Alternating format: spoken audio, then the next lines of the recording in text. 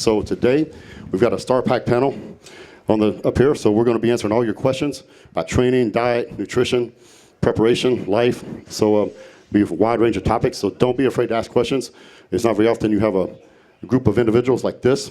You know, everybody on the stage has pretty much been to the Olympia. We have a 212 Mr. Olympia up here, Shaun Clarida. We have Kris Gethin, very accomplished. He's an incredible trainer. He's international trainer. He's got, how many gyms you have in India? 8. 8 gyms in India. I've been to several of them. Very good trainer. He's from UK originally. He's been all over the world. Now resides in Boise, Idaho. Of course, this man here needs no introduction. Johnnie O Jackson. Then, of course, this beautiful lady, my better half, Trish Warren. So she's placed in 3rd in the Miss Olympia, 3rd in the Arnold Classic, as well as numerous other fitness competitions in her career. Then this guy right here, everybody knows him. So he's, I don't want to say famous, maybe he's infamous. Guy, Cisternino, IFBB Pro. So he's won more 212 competitions than I can remember. He'll tell you more about that in a little bit. Then the gentleman to my right here, he's the captain of this ship. Makes it all possible. Without him, wouldn't be no destination. Wouldn't be Gasp and Better Bodies without him and his vision and leadership. So Michael Johansson. And then got the beautiful Ivana Wilkin over here. She's won numerous figure competitions and competed in the Miss Olympia. And then we got Brett the Butcher Wilkin over here. He's currently getting ready for his pro show, get his qualification for the Mr. Olympia, and go out to Vegas and kick some butt. So I'm going to turn it over to each individual. They're going to tell you a little bit more about themselves. And then after everybody speaks, then we will open it up for questions. Like I said, guys, don't be afraid to ask, because you don't get these opportunities very often. So you have this kind of a panel with this vast wealth of knowledge. So anything you have about training, diet, nutrition, even leadership, things like this, speak up. And I promise you'll get a good answer. Yes, sir. I'll get to start this off. All right, so like you said, Brett Wilkin. I'm an IFBB Pro in the Open Division. My story here is, I've started this journey for the love of bodybuilding. For the love of, seeing the process through. Never thought about fitting the category in that regard. Just always want to be the best physique and bodybuilder I can be. I was lucky enough in 2019. The Gasp and Better Bodies team came out to Denver. We were living in Denver. And it was Branch, Michael, Nick Del Toro, and then one other guy. They came out just the world tour. So the gym world tour, which is an awesome thing they do. Just this weekend, just talking to many of you, that's how you guys actually got involved with this. And it's such a cool thing that they do that, because that's what brought me here, brought Ivana and I here. And a quick story with that is, I just got done with my pro debut in the 212 category. And I was kind of debating, what do I do next? I didn't quite finish as well as I wanted to. I was kind of on the borderline of, do I continue to, train hard and eat up and try to be the best physique possible, or do I stay in the 212 category and just kind of refine and not push myself? I would say, with food as much, or with training. And then I trained with Branch. So with that, I had the opportunity to train with Branch. We trained back. And a little backstory here is we were about 3 exercises in, and I realized that I was either going to shit myself or I was going to puke. And so I told him I had to go pee real quick, and I ran to the bathroom. I don't even think I told him this part. And I think I ran to the bathroom, and I sat on the toilet and kind of contemplated life there for a little bit. Luckily, I only did the second. So I got everything out of me, and I ran back, and he was just standing there and says, "It's still your fucking set." That's what he said. And so I got through that workout somehow, But honestly, that was, You didn't tell me all that. I didn't tell you that. I'll tell you that today, yeah. That was a little life-changing moment for me in regards to not only knowing, everybody thinks they know how to train hard until you train with somebody that truly knows how to, So that was a big moment for me because, at that point I was probably, a 220 pound, contemplating what bodybuilding was going to be for me moving forward to, hey, that was a kick in the ass and I need to kick it up, Luckily after that, I think it would have been probably a few months later, Michael brought us back down to here to Dallas.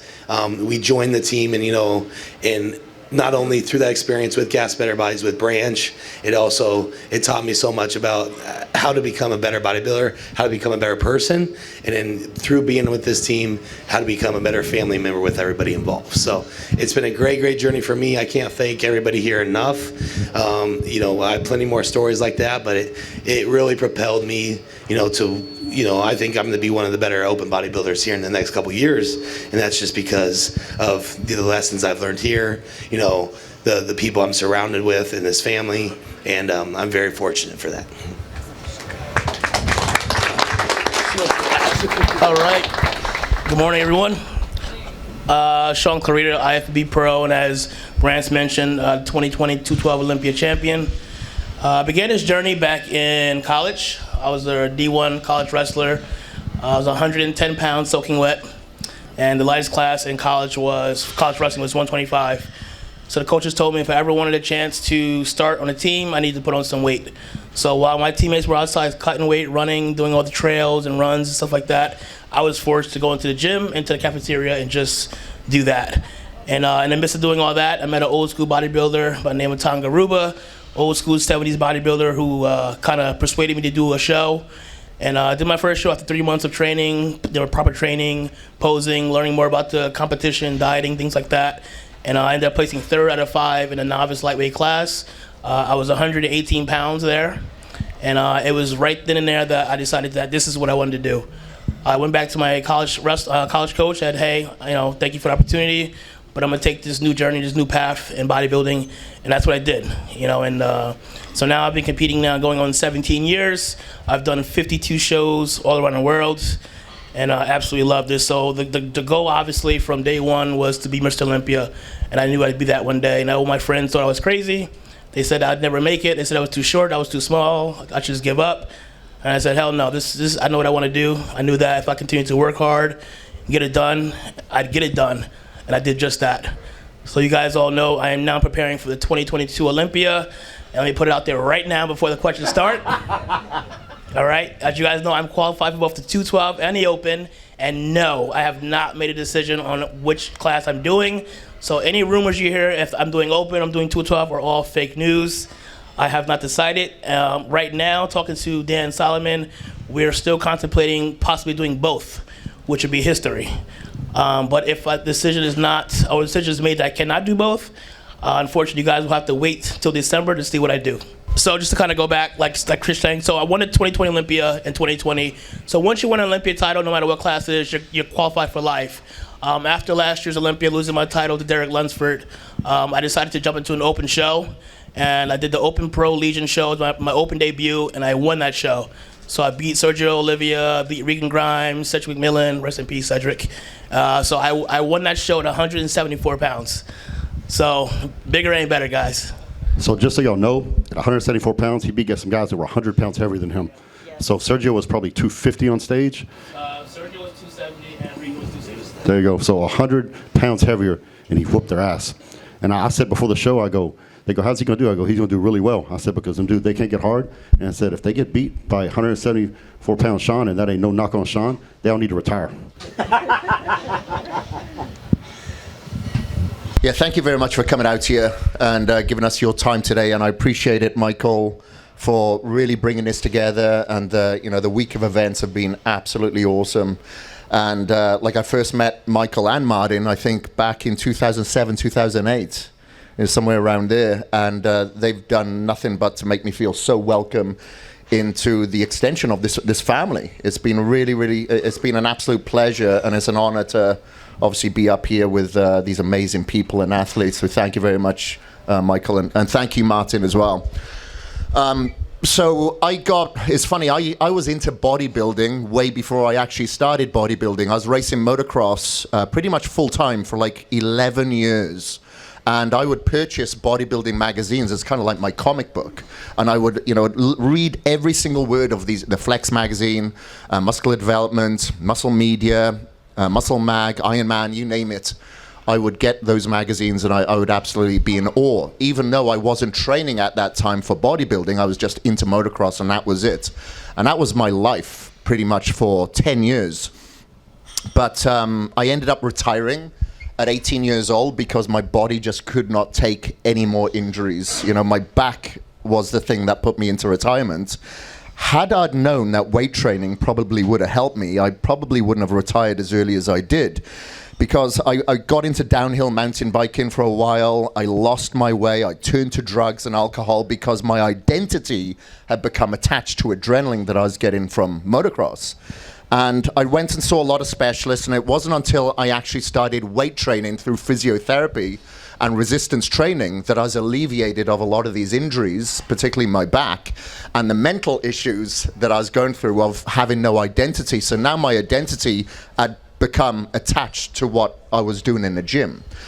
I started competing like literally a year and a half after that because I needed to give myself a sense of urgency. You know, without that sense of urgency, you can kind of cross into the abyss and get back in. And I knew that I was one of those people that was all or nothing, especially considering my party background at that time. So I needed to give myself that sense of urgency and started competing.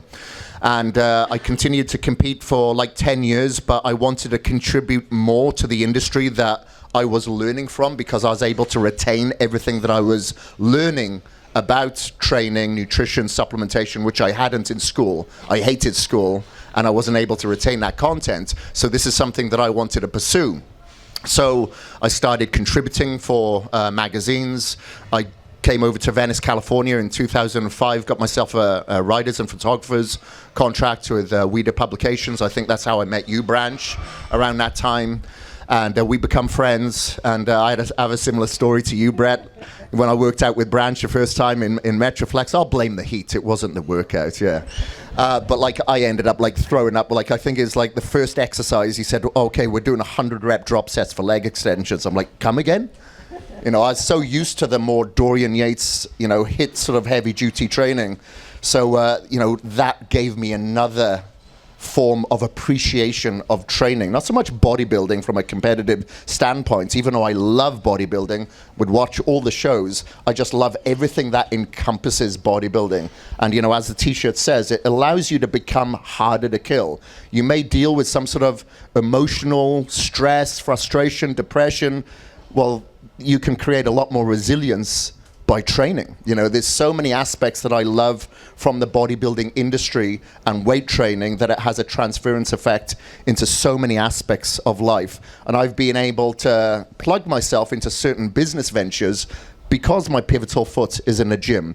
And now, you know, I've competed in several Ironman events now and ultra marathon, but I'll never give up weight training. You know, okay, I may not excel in those other sports, but it allows me to participate and feel good about myself. You know, I'm 48 years old now. I know that I'm not going to be able to continue to compete at, you know, a top level or anything like that. But you can definitely participate and inspire other people to do so as well. They don't have to, you know, because they're a businessman, they don't have to give up weight training. Because they're an endurance athlete, they don't have to give up weight training, and vice versa. So there's so many benefits that I love from this industry, and obviously the camaraderie that we've created here, you know, it's something that I hope everybody participates in. You don't have to step on stage, but there's so many benefits mentally, physically, that you can, you know, contribute from weight training. I won't even go into the biohacking side of things because I know Guy Cisternino would be on my ass straight away, asking me questions because first of all he'll take the piss, but then he's like, "Where do you get those blue light blocking glasses from, dude?" That was pretty abrupt. It was like, Yeah. Anyway, hello everybody. Good to see everybody. I'm pretty surprised. Well, I shouldn't be. Pretty good crowd we have here, so thanks for showing up. IFBB Pro Johnnie Jackson. I retired in 2017 and then had a brain fart and competed a couple of years after that. But now I've been settling in retirement pretty good. And I turned pro in 2001 alongside Trish Warren at the Nationals, which was one of the greatest days of my life, of course. And then after that, I think Branch and Flex Lewis was the first athletes with Gasp. It was just Gasp back then. That's how far back we were going. And so I think about 2007, something like that, I had done a couple photo shoots. I think the first one was at Gold's Gym in Venice. Was the first photo shoot. Well, I actually met Mike in 2004, wasn't it, in Sweden? Remember? Yeah. I was there guest posing, and I embarrassed myself and all that stuff. I was real fat and all that. Anyway, so not where you want to meet someone, but anyway. So, yeah, I met Mike back then, and anyway, I'd done a couple shoots about 2007, 2008, and then actually Muscle Tech, I was with Muscle Tech at the time, and those guys actually put me on social media. They called me up, was like, hey, we put you on, it was Twitter and Facebook then, and I was like, oh, okay, cool. And so after that, Mike pretty much came to me and said, hey, that's what we're waiting for, you to get on social media. So the social media is very important, your Instagram, all that stuff is very important, because you're saying that's what we're waiting for you to get on social media. And I signed with Gasp and been with them ever since, pretty much. So, remember that's today's, I came from an era where that didn't exist, and all of a sudden it did, and it's taken over. I mean, it's incredible, but very important to pay attention to that and promote yourself, for sure. So anyway, so that was about 2012, around then when I first signed on, and been here ever since. And I always tell people, it's pretty amazing how it evolved. Like I said, it was just Gasp, and all of a sudden the merger with Better Bodies, and then the takeover, and from Better Bodies to having it Gasp and Better Bodies one entity. And then we had this place with Metroflex Gym at one point, and then now Destination, stands alone. So it really evolved over the years, and it's continuing. And it's great to be a part of it, from almost the beginning till now, because I know it's just going to keep getting better. And the athletes that they brought on is incredible. So that's evolved as well. So like I said, it's been great to be a part of it. We're here to, share our lives and our workouts and the things we do with you guys. So don't be shy to ask us, because that's what we're here for. And that's about it. Good to see you, and I'll be around for questions. Hi guys, I'm Trish Warren, Branch's wife. Not going to bore you a lot, but I've been in the industry for a very long time. I've seen all of these guys compete. I know every one of their history. I know probably more than they think I need to know, but been here, know them all, front and back, side. They've all been at my house. I've taken care of all of them a time or two. Kris, you as well. Did fitness for many years. Fitness, as you know, when I started, there was two categories. There was a fitness category, and there was the women's bodybuilding. So when I started, I got thrown into fitness, but I did have a cheerleading background, so I did that.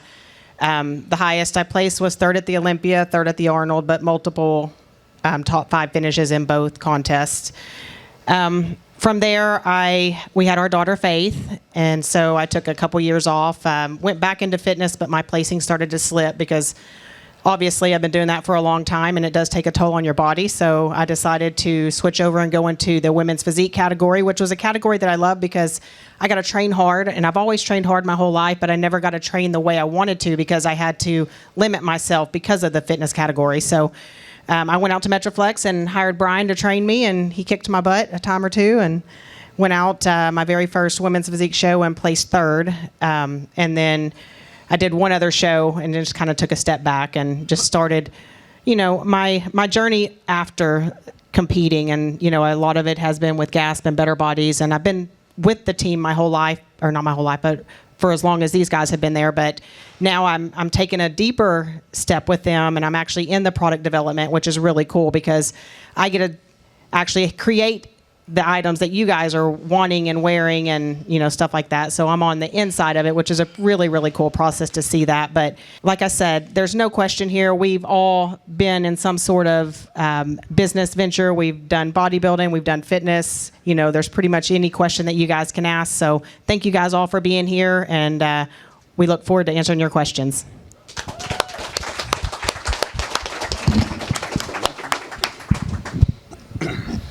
What's going on, everybody? Guy Cisternino. So just quick side note as far as how I got with Gasp. In 2013, I got a phone call from somebody who's no longer here and somebody who I'm not going to mention. And he called and he said, hey, would you mind signing pictures at the Gasp booth at the Arnold Classic? And I was like, Okay, but I'm not with Gasp. So I was confused. So like, well, do you have any photos with Gasp items? And I'm like, yeah, because I used to purchase Gasp. And some of the items that I purchased back then that I still have from 2007, because they made those really short spandex shorts. So I did a lot of photo shoots in them. And I was like, yeah, I had a bunch of things. So I sent over pictures. They threw the Gasp logo on them. Went up to the booth. I sat there, signed autographs with me, Branch, and Johnny.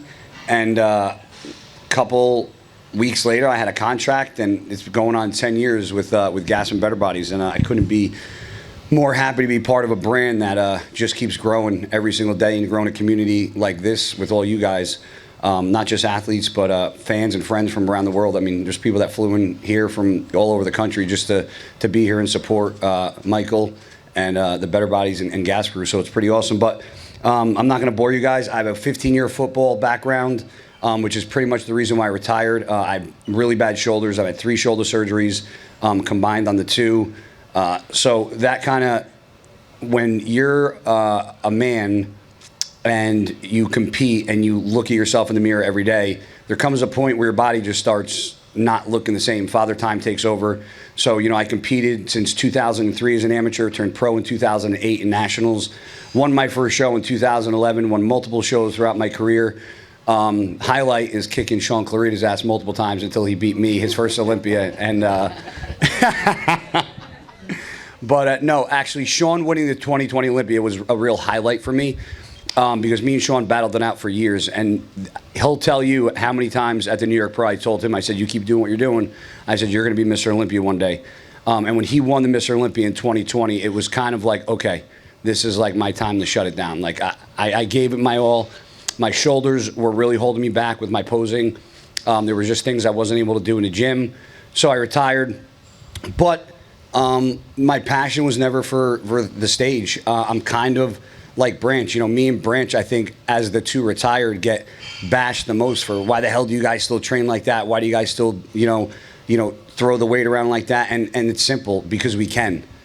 Just because I'm not stepping on stage covered in protein with a little grape smuggler on posing for everybody doesn't mean that I can, I can't come into the gym every day and do what I love. So as long as I have that passion and that drive, that's never going to change. So that's why I'm still around after being retired. And it's thanks to guys like Michael and the Gasp and Better Bodies community that enable people after their career to still be a huge part in the bodybuilding community. So thanks to you guys for coming, and thanks for Michael and the entire Gasp and Better Bodies crew for having such an amazing event like this week. My name is Ivana Wilkin, and Brett is my husband. And a little bit about me: I've been competing professionally for about 11 years now. I've been to the Olympia 5 times as a figure pro, and I was one of the very first professional athletes in the state of Iowa. So that was the beginning of my journey. It was very difficult at the time, especially in a smaller community where people really didn't appreciate women getting jacked. And so it took a long time for me to find my belonging. But I have been competing for 10 years. I have taken the last year off from competing, and because it is a lot on your body, and it was a very difficult time for me. As Kris and I were doing an interview today, I was just kind of diving deeper into very personal things of what that does to you. And I think, especially with the bodybuilding industry, there's so many great categories that us women can be a part of. And for a while there, I thought that maybe, hey, I don't want to be so big anymore, and I want to become a part of this new wellness category. So fast forward a year later now, I've been talking to my husband, and there's been so many changes in our life, especially as a husband and wife competing, and with Brett becoming so successful so fast. I kind of felt like I was maybe losing my sense of belonging, and I didn't know what I wanted to continue doing. But within the last 2 weeks, I've just realized my belonging is to do what I love to do most, and that's training inside the gym and training however I please. And, for a whole year, I tried to downsize my upper body, and that's not what I wanted to do. And then I said, fuck it, I want to keep training hard. So that's kind of where I am right now. I'm not sure whether I'll compete again. And maybe, next week I'll decide maybe that is what I want. But it's more just continuing to do what I love, and that's the training aspect and the eating clean and spreading the word of what bodybuilding does to you as a human being. And it's truly changed my life. And of course, it's also changed Brett's life. As I met Brett, we've been together for about 9 years now. He was a 160-pound guy, and I was not sure if I was into him, but I pretended like I was. Thank goodness I did. 100 pounds later.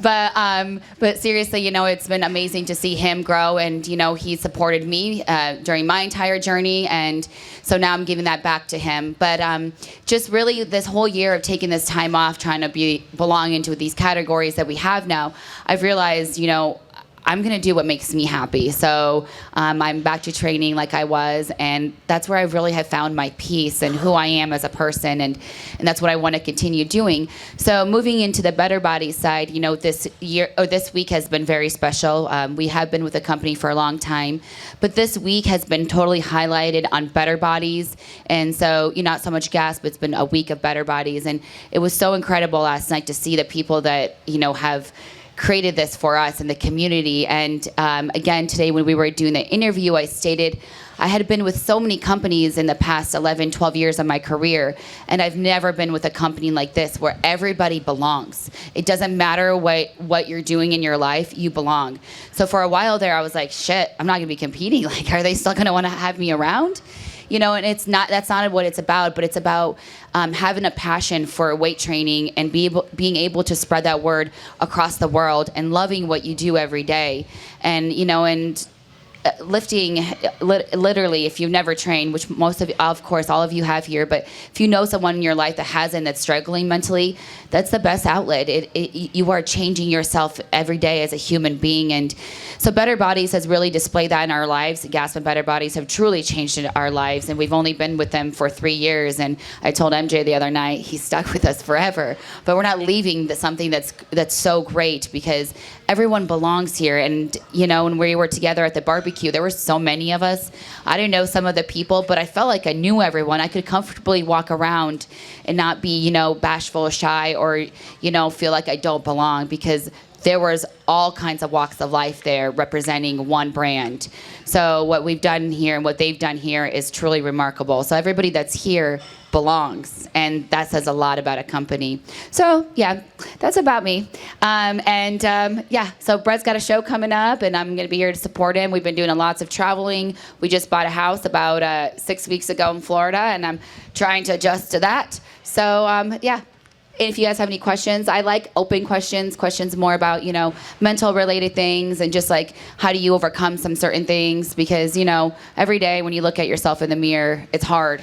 It's so hard. You critique yourself. You want to be this and that. And so those are the questions I hope that you guys feel comfortable to ask. So hopefully everything I have said has made you guys feel more comfortable.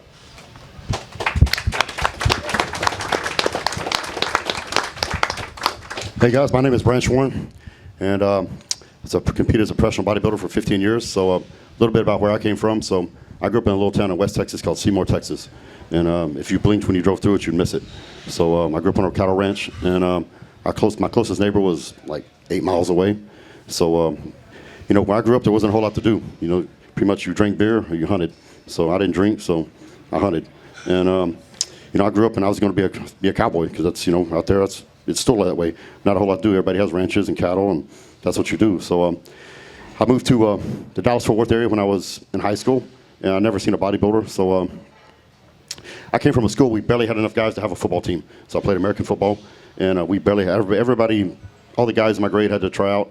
And, you know, back then, you had to try out, make the team. Well, our school was so small, we needed everybody to have a team. So I moved up here and went to a school where I had like 600-700 people in my graduating class. So, you know, back then, you didn't get participation awards. Everybody had to try out, and you got cut if you didn't make the cut.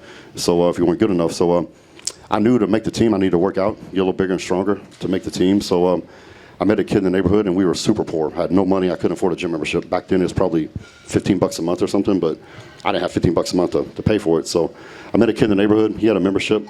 He'd go in the front door. He'd open the back door. I'd slip in. I'd work out. We didn't know what we were doing. We just lifted weights. You know, we bench pressed, we squatted. We do every machine, every exercise in the gym. We weren't doing a lot of the stuff right, but we just lifted weights. And we tried hard, but, you know, we didn't know what we were doing. We were just kids. So I met a bodybuilder there. Guy was huge, 280, 290 pounds, and biggest guy I'd ever seen. And I was like, I didn't know a man could look like that. And I was super impressed. He was super strong and just looked good. And the most muscular thing I'd ever seen was a horse. So I didn't know a guy could look like that. So anyway, we thought he was pretty cool. He was big. He had a different girlfriend every week. They were all good looking. And he drove a Corvette. And one day when I was slipping in the back alley to slip in the gym, he was fighting these two other big dudes from the gym. He knocked them both out. And I'm hiding behind the dumpster watching. And so my friend opened the door and I slipped in. I go, yo, man, we got to get big, bro. I go, we can have badass cars, have fine chicks, and kick ass. And so when you're 14, 15 years old, that's how you think. So anyway, so we just worked out harder. And we didn't know anything about dieting or proper nutrition or anything. So just typical American teenage kid diet. So not too long after that, he came up to us and he goes, hey, kids. He goes, you don't know what you're doing. You're going to hurt yourself. He goes, why don't you show up tomorrow and I'll show you how to train right. I'm like, all right. And he walked off. My friend goes, you going to show up? I go, yeah, man. He goes, dude, that dude's going to kill you, bro. I go, you're not coming? He goes, no way, man. I said, well, I'm going to get big and buff, kick your ass and take your girlfriend. And so anyway, he didn't show up. I did. I threw up like 4 times. And I thought I knew how to work out hard. I didn't have a clue what I was doing. And I would get up, go throw up, come right back, do my next set. And I wasn't going to quit. I was like, I looked at it as an opportunity. I'm like, this guy obviously knows what he's doing, so I'm going to finish the workout no matter what it takes. And this went on for like 2 weeks. And the guy never charged me $1. And after 2 weeks, he showed me how to do all the exercises properly and wrote out like a basic plan. Basically, it wasn't a bodybuilding diet. It was basically just eat more food. Because teenage boys, if you're working out and just eat, you'll grow. And so I gained like 20-something pounds of muscle that summer and made the football team, started, had a great season, came back the next summer and came into the gym and he said, started working out and he said, hey, you ever think about competing? And I'm like, competing? I'm looking at this guy going, are you crazy? And he took me to a local competition. I saw what the junior teenage class looked like, and I was like, he goes, what do you think? I go, man, I could do it if I train for it. He said, well, there's a show at the end of the summer. He goes, we'll train for it all summer. You'll be in great shape. Go to the show, and you'll be in great shape to play football. I'm like, all right.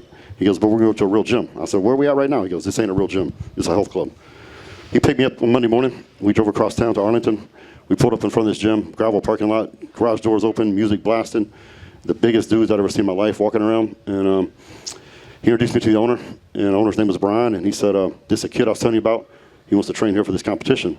So I said, yeah. I said, I don't have any money. I can't buy a membership, but I'll clean the place up, take the trash out. Whatever I need to do, I just want to do this competition and train here. He said, well, what do you look like? And so I took my shirt off, hit a few poses.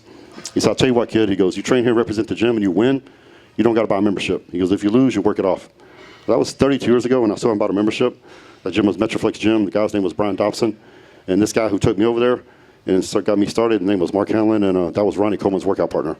And so that's how it all started. So my first competition there, I trained with Mark and Ronnie. Brian trained us, and I won. And right after that, about a year or two later, Ronnie won the universe, turned pro, and the rest is history. So I would have never guessed how walking into that gym that day would be such a life-changing experience. That day, it changed the whole trajectory of my life. I didn't know it at the time, but looking back on it, that day changed everything. So I kept training, and all through my teenage years, did a bunch of shows, and then 2001, won the Nationals. Me and Johnny won the light heavies, I won the heavies, and we started training together right after that, and I think pretty much every pro show I did, I think we trained together, 20 plus years, and won every major competition in the world except for the Olympia, and looking back on it, it's been a blast. I have no regrets, and 2016 was my last competition. I went into that competition, the Arnold Classic, and I think I got 5th place, and probably the worst I ever did at the Arnold. And I always said, if the young guys start beating me, I'm done, because I didn't want to. You don't want to hang around too long. We've all seen pro athletes in other sports; they hang around too long and they start falling, and it's just you're like, wow, they just need to call it a day. So I was still top 5 in the world, and I got back to my hotel room and I said, this is it, I'm done. And that was it. So never looked back, and I had a blast. I got to travel to 66 countries and see the world, live my dream. Everybody's got dreams. Very few people pursue their dreams, and even fewer get to live their dreams. So I got to do all 3, got to live it, and I'm still involved with it. I've been with Gasp since 2008. Came on board with Michael, and me and Trish both signed. She signed that same day, and been with them ever since. So our relationship with Michael and with Gasp Metabikes has grown exponentially over those years. And they were a small company, and just in a few countries in Northern Europe, and now we're in 110 countries across the world. And so we grew together. As my career took off and grew, so did the brand. And it's been a great relationship. And most of all, what started off as a business relationship now it's turned into, I call Michael my friend. So above and beyond business and all that, So the man's my friend, and through his leadership and guidance, we've grown this thing to be a worldwide international company. So look forward to answering your questions. Like I said earlier, don't hesitate to ask anything. We'll be somebody on this panel can answer it. I guarantee it.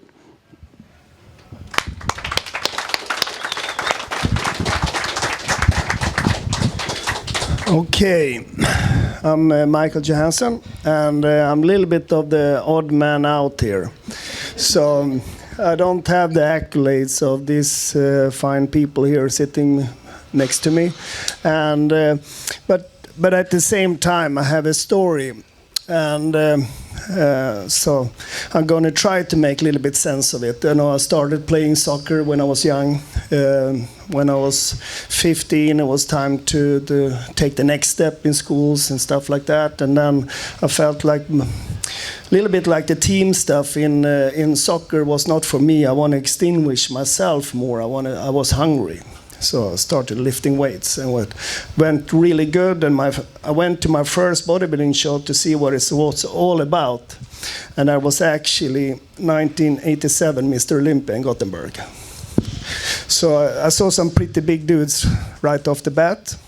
Lee Haney, Rich Gaspari, and Lee Labrada, and these kind of people. So I think when I look back, stuff like that has kind of like always been part of my journey a little bit.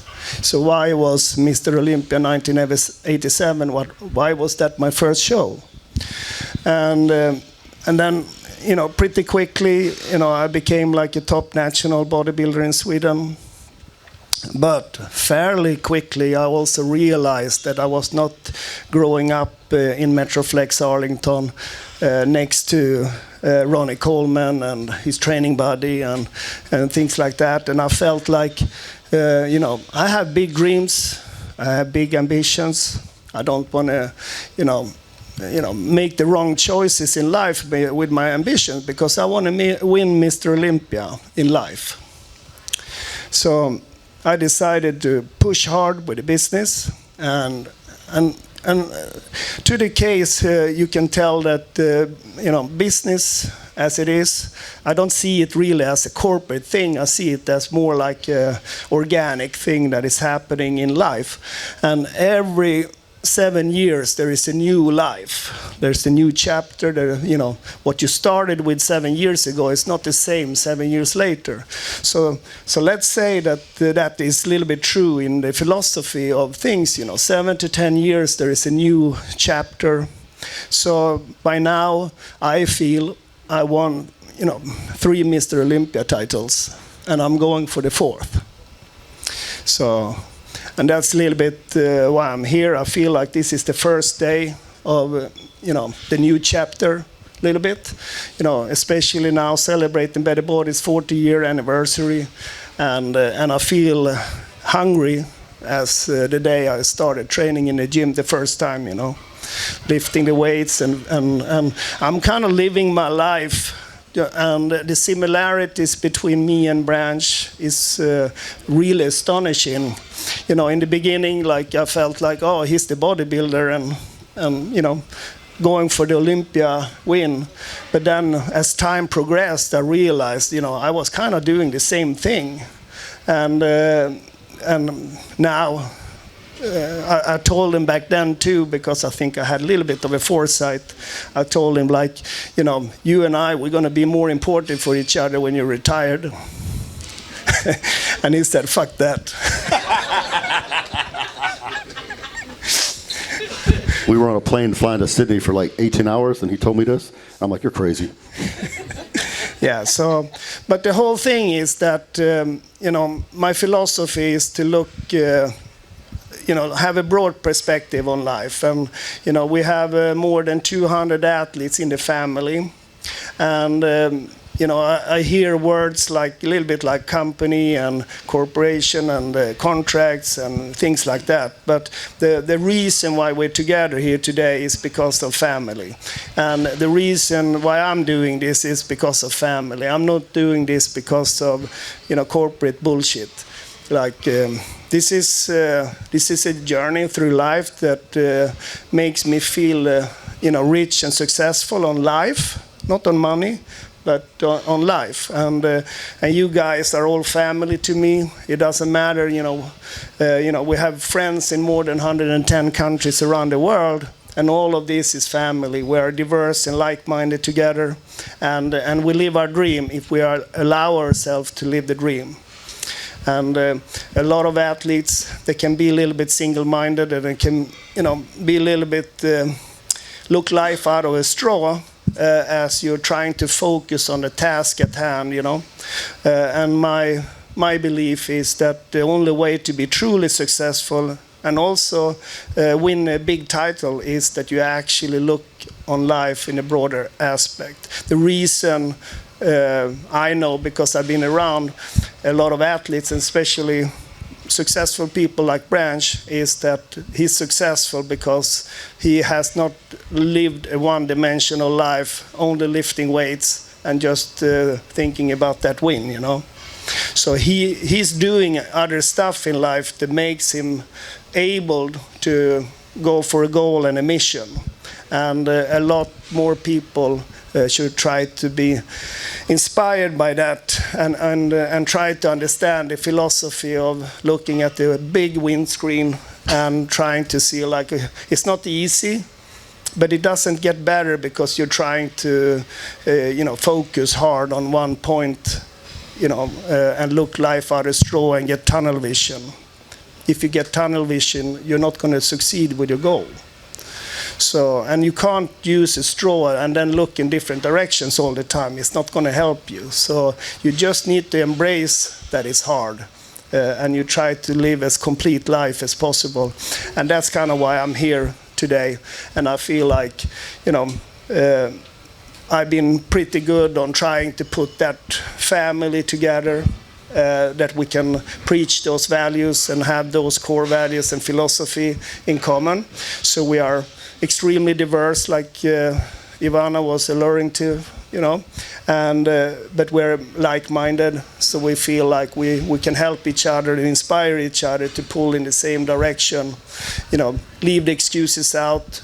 We are our own biggest limitation is what we are putting on ourselves, because we are not lifting our eyes and looking at the broader picture. So hopefully I can answer some questions here tonight in kind of like in this direction and area, but not necessarily about diet and lifting weights. Thank you so much, guys. Well, guys, now you heard a little bit from everybody, so I'm going to open it up to you guys, and feel free to ask any questions that you like. Just raise your hand, and we'll hand you the microphone. Don't be shy. All right, well, that's a wrap. Goodbye, guys. Ashken. Okay, the question to all of you guys. What's the biggest difference life as a pro compared to amateur? In all aspects. So the question is, what's the difference between an amateur life and professional life? There shouldn't be, because as an amateur, if the end goal is to be a professional bodybuilder, and I think I was talking about this last night actually with Martin. Is Martin here? Where is he at? Yeah. Martin. Me and Martin were having this conversation on the way, as awkward as this sounds, to Lululemon yesterday. But we were talking about how athletes are one-dimensional, meaning in this day and age, this isn't the 70s, 80s, and 90s where the magazines existed, where you can just be a good bodybuilder, step on stage, and that's all it took. You need to be well-rounded, well-versed. You need to have a personality. You need to be able to speak. In a day and age of social media, you have to be business savvy. There are bodybuilders there are Mr. Olympias that are broke. There are top bodybuilders that are broke because they only go to the gym, eat, and sit home on their ass and do fuck all day. And that's why they are where they are. There are bodybuilders that are subpar bodybuilders as professionals that are extremely wealthy because they have a business sense. You have to capitalize on a lot more than just pro-tan, lifting weights, and following a diet. So the difference between amateur and a professional, in my eyes, there shouldn't be, because if the end goal is to be a professional, you have to be a well-rounded business person in order to make this a business, because this is not just a sport, it's a business. And if you want to, bring that to fruition and actually make a life of it, then you have to have some sort of business sense, or you're going to be doing what a lot of these amateurs and a lot of these professionals do. Live paycheck to paycheck. No disrespect, but I hear a lot of my friends, well, do you have a job? Well, I personal train. To me, if you just personal train a couple people a week, that's like the lazy man's way of saying, I think I'm a pro and I shouldn't have to work a real job. I worked a real job through a lot of my professional career. I worked a real job in the beginning of my career, and I'm working more now as retired than I ever have before. So if you don't have a business sense, or you don't understand what it takes to make money in this industry, or to find your outlet, or to find your niche, then you're just going to be a bodybuilder. And then when that time's over, that's it. You're just going to fade out into the sunset like a lot of these other guys do. So if you're looking to make this your dream and your life and your passion, then you need to have a business sense, or just, in my eyes, you just might as well just find something else to do.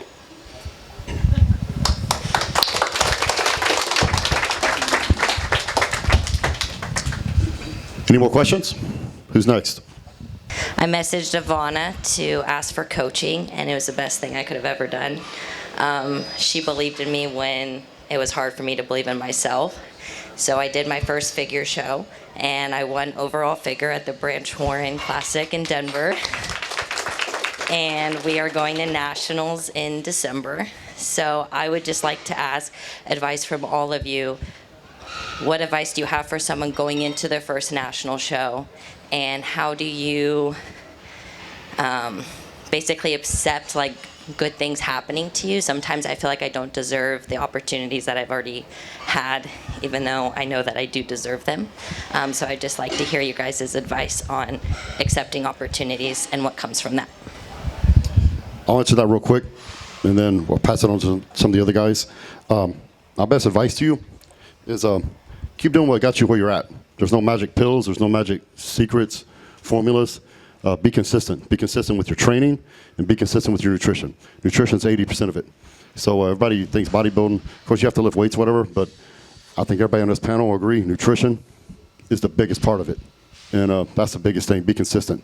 And I'll turn it over. I'll keep it short and brief, and I'll turn it over to Brett, let him talk, and let everybody else comment on it. Yeah, so for you especially, going into that first national show, and it's eliminate the noise. I feel like social media is a great platform, like Johnny touched on, in promoting yourself, but it also can be a curse for people that buy too much into it. Looking at their competition, psyching themselves out. So just believe in yourself. Know that what gets you there is the work, like he said, the nutrition, the training, and the rest takes care of itself. So that's something I'm very good at. Is I don't look too far into things, because at the end of the day, the only thing you can shoot for, especially for you in your career, is just be better than you were the last time. And if you continue to do that, that's what I always say, is I want to be better than I was the last time. If you continue to do that, you'll continue to fly up the ranks, go pro, move forward from there, and fulfill all your goals. I think it's definitely when you become a professional, a lot of things do change. You have a lot of high expectancies from everyone around you. I think just to continue being around people that truly care about you, that want the best for you and your overall health, especially with competing, and want to see you succeed and celebrate your success. I think that is the most important people to surround yourself around. I want to say a little bit, if we listen to what we talked about before, of course, diet, training, focus, and all those things, like they talked about, is important. But also I think that just like anything in life, if we want to be successful on it, we need to go to somewhere like, like Branch was next to Ronnie Coleman. So whatever it is in life, we seek help. You're calling on Ivana for help and coaching, and there is so much in life where we should do that more than just for, let's say, for the diet itself. So it could be sports psychology could be like, how do we think about being, relentless and no excuses and be in a little bit like Guy was talking about, when you become too single-minded and you think it's only about lifting weights, you're never going to be really successful when it comes to the money factor. And if you add life to that, it becomes even more sad. So I think that's, so try to see like, what can we get inspiration from a broader aspect so we can live a more complete life and still hit that stage and take that next step and make sure that we grow. And I can also add here that of all these athletes and all this time that we've been doing what we've been doing, when people are growing physically, it's always coming because they were growing mentally first. So it's I can tell you so many examples of that, and I can give you also example on people who's not been growing physically at the end because they are not growing mentally. They have not the ability to take in the rest of the world. They are just playing video game and lifting weights, kind of. Surround yourself with successful people. It's contagious. You surround yourself with unsuccessful people, that's contagious too. Yes, but not only around diet and lifting weights. That's my, addition, that look life from a broader aspect. That's super important. I was just going to say one thing. The number one thing that I see, and me and Branch have talked about this, the number one thing that destroys bodybuilders, figure competitors, when I say bodybuilders, I'm talking about women and guys in all categories. You guys got to get out of your own way. The biggest problem I see is that in this sport is people can't get the fuck out of their own way. Like, you're like, why do good things happen? It gives a shit why good things happen to you. They're happening. Bad things happen to every single person in this room. If you guys follow me, you know the bad shit that happens to me on a daily basis. Bad shit happens all the fucking time. And good shit happens. And when good shit happens, like, people get in their way and, they follow plans and then they question and then they binge or they don't listen to a coach. And most of the time, you guys do it to yourselves. And that's the sad part. Like, everybody talks about a team. Like, and people might disagree. Like, when you're competing for a show, it's really not a team sport. You have a coach telling you what to do. You have to go through the process and execute it yourself. So a lot of the times the failure doesn't come because of the circle that surrounds. It becomes because you, as the competitors, can't get out of your own fucking way. And you guys make up things in your head that don't exist, and you guys look in the mirror and question things and then go like against the plan and don't trust in the process. So a lot of times failure doesn't come and people like to blame, oh, my coach did this. No, a lot of times it's because mentally you guys got roadblocked by yourselves. And that's the number one thing that I see, because I see a lot of athletes fail and they want to point the finger to this one and then that one. But the problem is, at the end of the day, this is an individual sport, and you guys just have to learn to get the fuck out of your head. Like, this is bodybuilding. It's diet, training, and following a plan. And if you guys can't do those three simple things without mentally going down a rabbit hole, then maybe it ain't the sport for you. Like, because it's really not that hard. It really isn't. Key thing is believe in yourself. Believe that you're ready for the stage. Believe you can do it. Believe you deserve what you're getting. That's one thing I truly have, believed that has helped me get to where I'm at, is just I believed in myself. Many times, like I said earlier, lots of doubters, lots of non-believers, people who said I could never do it. I believed I could, and you certainly should believe that you can make it to the national stage, get that pro card, and continue to get what you're getting. So like everyone said, work hard, train hard, all that good stuff, but believe in yourself. And also another thing is, don't get too involved in the bodybuilding industry itself. We all have things, other areas of lives that we really concentrate on. Like my daughter, we ran a logistics company for many years. Branch works with Gasp and Better Bodies. We've done that. We have competitions.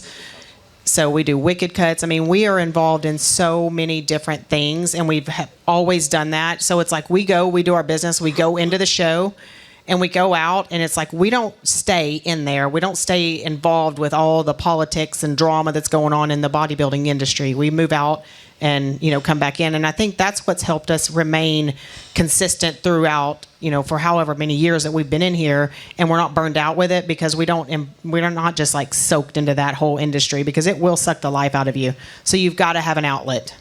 I always tell people never to live inside a box. Always be open to learn and everything like that. But one particular time you should is when you're getting ready to compete.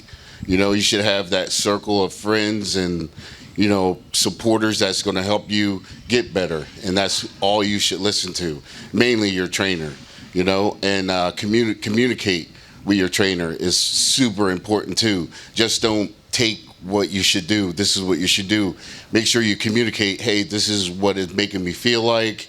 I don't like this, or whatever it is. Make sure you communicate with the person that you're working with. So important, because when you do, it relaxes you and it makes you a little bit less stress, so then you can, of course, your body looks better through that.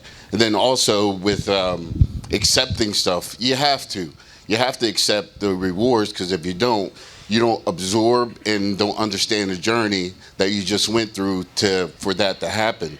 So when you have someone come over to you and ask, and you can help, if you don't accept what you've done, then you can't help them and you can't share. So don't be selfish and not taking in what you earn, so then you can help other people with it.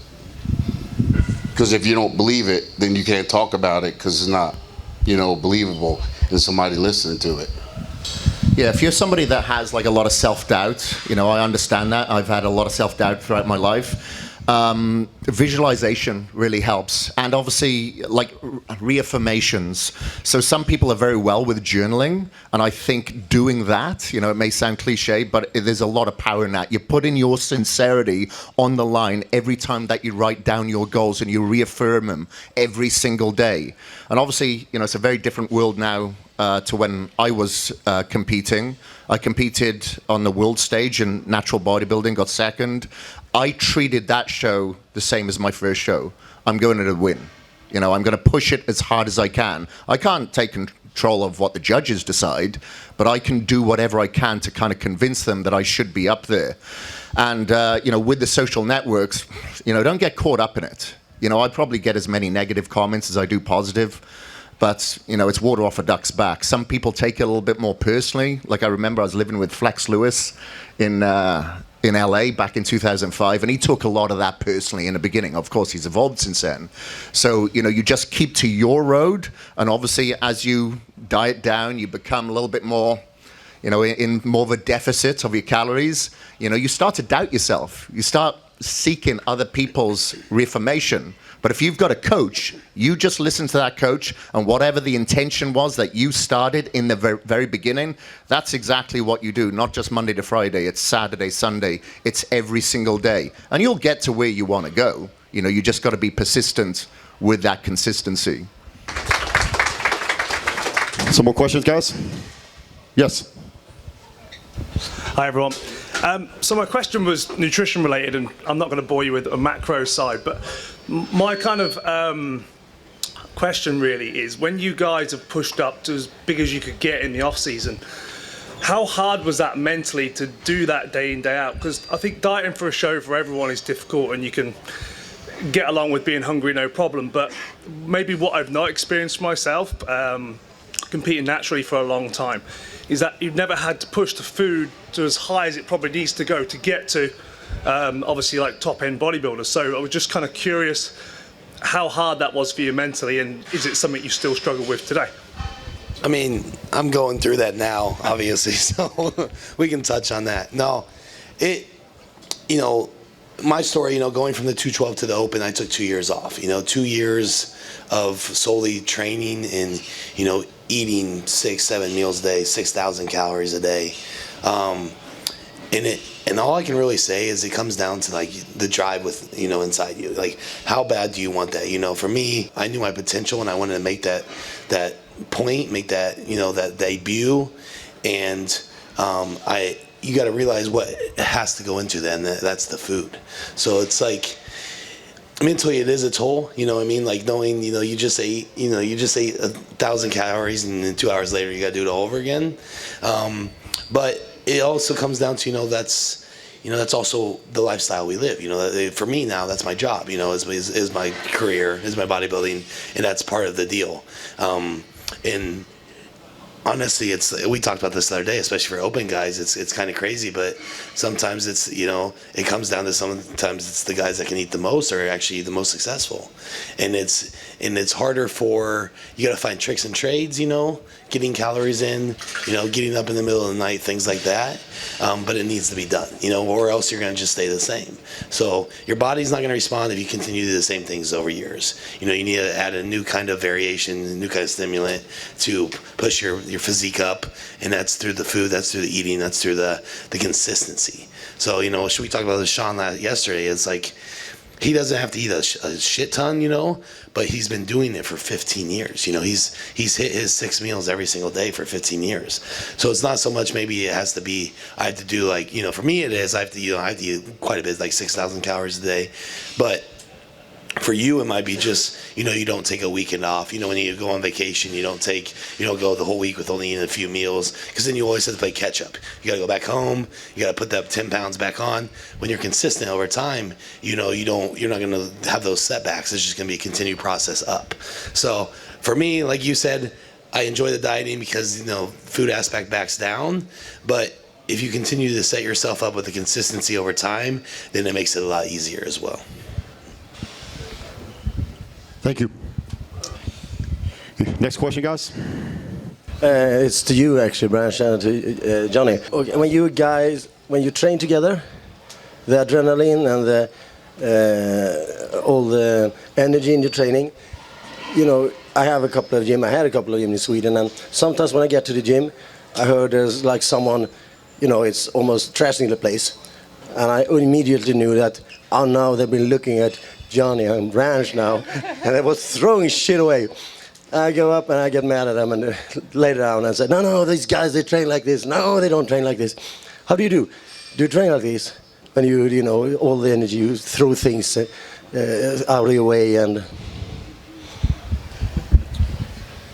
Well, we don't throw things, so I don't think we ever broke anything. But, so I think when guys do that, they're just being knuckleheads. But, I'm going to say this. So we started training together when we turned pro. And, I was under no illusion. I'd been in the gym with him, just hadn't trained with him. So I knew the man could train hard. And we had a mutual friend that said, hey, aren't you getting ready for whatever show? He goes, why don't you train with Johnny? He's doing the same show. And he goes, man, y'all be good for each other. And I walked up to him and I said, hey, you doing this show? You going to train together? He goes, let's do it. We never looked back. So when you train with this man right here on the couch, they call him the world's strongest bodybuilder. That's no bullshit. And, we're probably the only two guys I know that train together, probably since Arnold and Franco, that trained together their whole career and remain friends. And so my personal goal was to never, ever let someone outwork me. Because if they could beat me in the gym, they could beat me on the stage. And if I could beat them in the gym and not let anybody outwork me, I could beat them on the stage. And so that's my personal goal. So I'm going to tell you right now, when I walked into the gym, my first goal was beat him. Sometimes I did, sometimes I didn't. And, I know, and I have the utmost respect for him because he never was late, he never complained, and every single day he gave 100%. And sometimes he went beyond 100% and did what he never done before and set personal records. And so those days that you didn't feel like training, and everybody has those days, I knew what I was walking into every day. So I prepared myself on the way to the gym. I got mentally right to give it everything I had. And, as far as intensity goes, that's how I learned.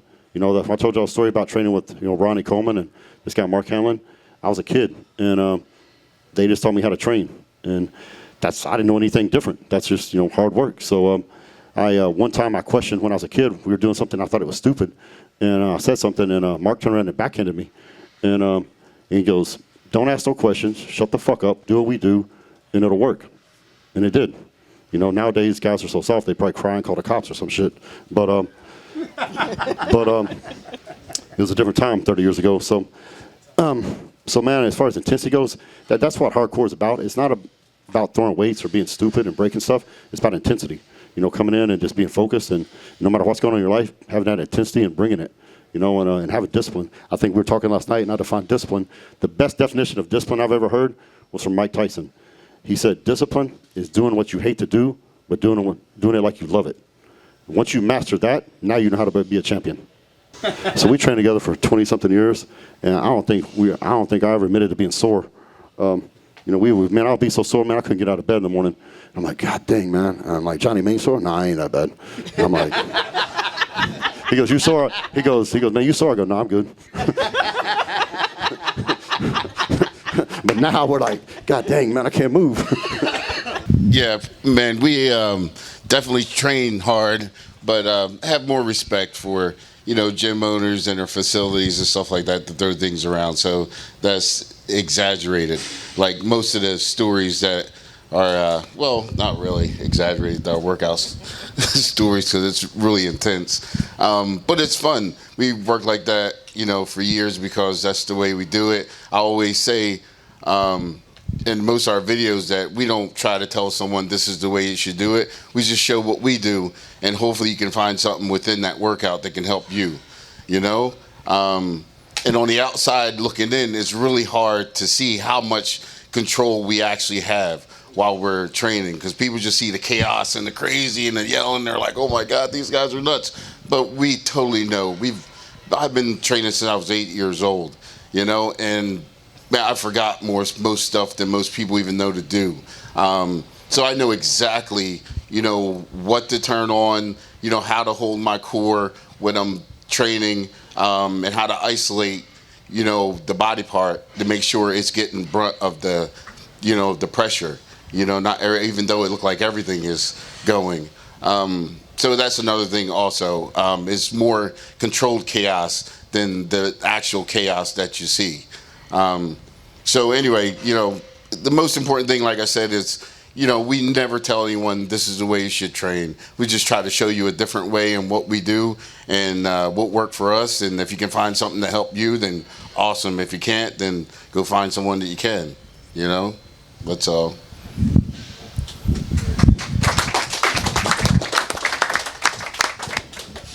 Okay, so one question for all of you guys. I asked that to Guy in a Facebook group live question. Where do you draw the line between health and fitness? Because we all know that, eating, 5,000-6,000 calories every day, pushing the, the limits of the human body takes its toll, right? You told me like your shoulders are all destroyed, your lower back and all that. So where do you draw the line, and when you decide it's like you have to maybe, back off a little bit? When I'm fucking dead. My man. Hey, I'm gonna tell y'all something. I'm gonna be real with you right here. Competitive bodybuilding is the healthiest thing you can do. Competitive bodybuilding can be one of the most unhealthy things you can ever do if you don't use common sense. All right. So, and I think common sense is a very rare thing these days. So, just remember, no competition is worth sacrificing your health over. All right? If it sounds crazy, it is crazy. We talked a lot about training, talked a lot about intensity and everything. What's your opinion and advice on a lot of young trainers now who are doing different things to reinvent the wheel, make the diet easier, make the training a bit easier? I know Michael said a few times now, don't be so single-minded on certain things, but there are a lot of guys now, especially in the UK, I don't know how it is in the US with the younger generation coming up, trying to reinvent the wheel on diet and training. What opinion and advice would you give? You're walking right over. Guys busting at the seams. I'm gonna let Kris go, and then we'll let Guy follow up. I think a lot of the shit that you see now that people are putting out there, they're just trying to be polarizing because it sells.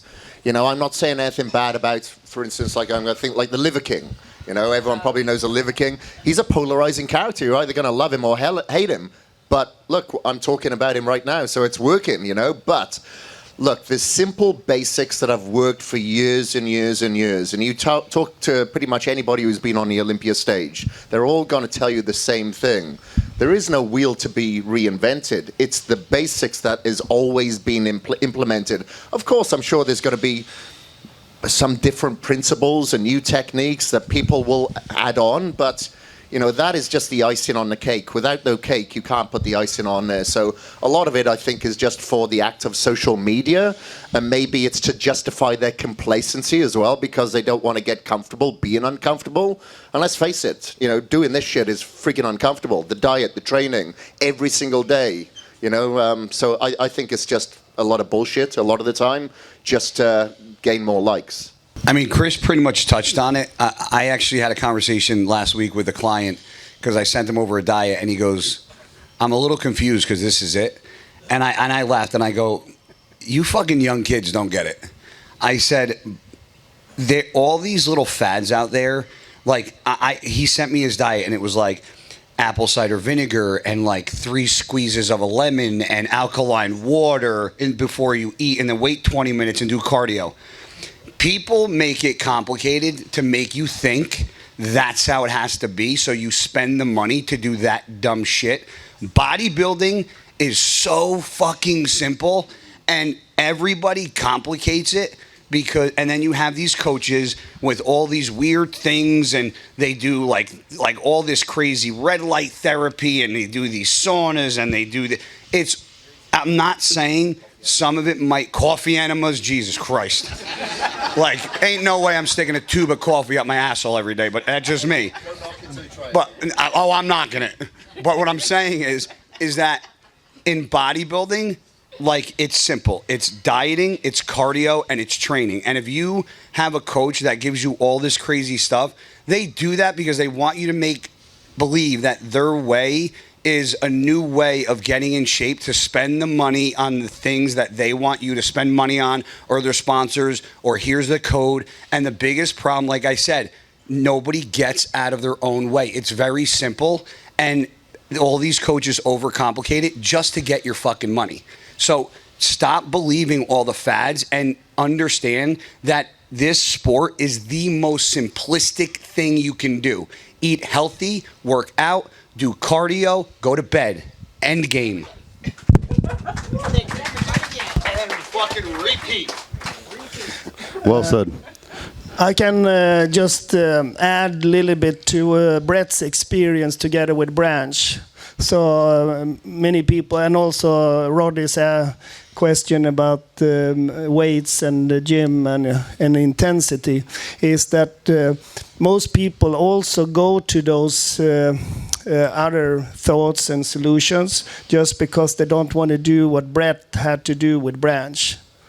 So that's and then we go back to, it comes from the inside, like we also talked about before here, that you need to change and you need to make it happen. There's nobody else going to do it for you, not these fads, and not the coach either. Like, you need to do the bloody work, and you need to stick to it, and it's the basics. And you need to train your ass off, and you need to be crazy about it. And if you're not crazy about it, you can't move forward. Any more questions, guys? First of all, everyone, thanks for being here. I appreciate you guys all for coming in and having everyone coming in here, share ideas, come together, and really learn more about the sport. So thank you, gentlemen. Thank you for all putting this on. Ladies as well, thank you. So my question is for you guys that have been training years and years and years and years and years, and I know how you train and everything, and I know how you guys have been going at it. How do you stop yourself from going full on into like the ego hole? You know what I mean? Let's say you're training your ass off. You're like, I want my good control, I want my time under tension, but I still want to train my ass off without underselling myself. But then, sometimes you go too far and you end up just doing more damage than good. So what do you guys feel like is the right balance? Is it truly just beat your head into a brick wall until it moves, or do you think that there's a balance between like that good control and the weight ratio? First, I want to say that you don't know how he's training. That's the biggest issue of them all, that we think we know how hard Branch and Johnny is training. Just want to say that for the record. Then we stop too early. I guess the balance is, it's up to you. I said before, the way we train, never say you should do it, if you find something that's cool that you can use. But also I always say there's 50,000 million ways to train. You got to find what works for you. So that's the key, is, you know, not projecting yourself on someone else or trying to train or be someone else. It's finding who you are and what works for you. And once you do that, then you can find a balance in what you do. Because I don't go in and go, you know, ape-ass crazy every time we train. But, you know, if I feel like I can, I do. If I don't, then I, you know, work within those parameters that I feel. So that's what I think is you got to discover who you are. People too much, like I said, project themselves on someone else. Or this is a guy that I look up to, so I want to be him, so I'm going to train like him. I'm going to do everything like him. Well, you can't be him. You know, there's no way. So once you lose your identity, that's when chaos start happening in your mind mentally. You know, what should I do? I'm going around in circles. I have no idea because you don't know who you are. So first find out who you are. Once you do that, everything else will be golden.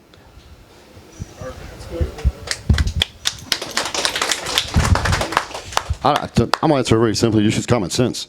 I mean, if you're going to the gym, you're squatting and your knee's killing you, you might not want to go super heavy that day. You might want to back off and take a break, you know. I mean, you should use common sense as you're training. You know, I will say this.